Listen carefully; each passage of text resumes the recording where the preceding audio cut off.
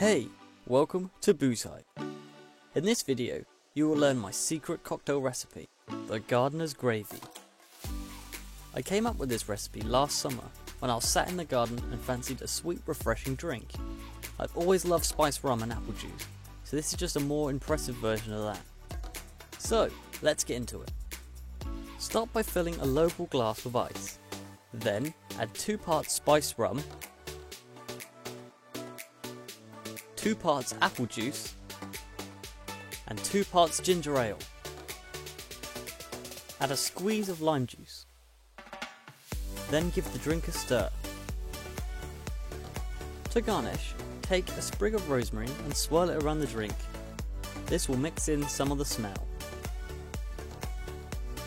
And there we have it, one of the best recipes I've ever come up with, the Gardener's Gravy. We hope you enjoyed this Booze Hype recipe. If you try it out, make sure to tweet us a picture of your creation.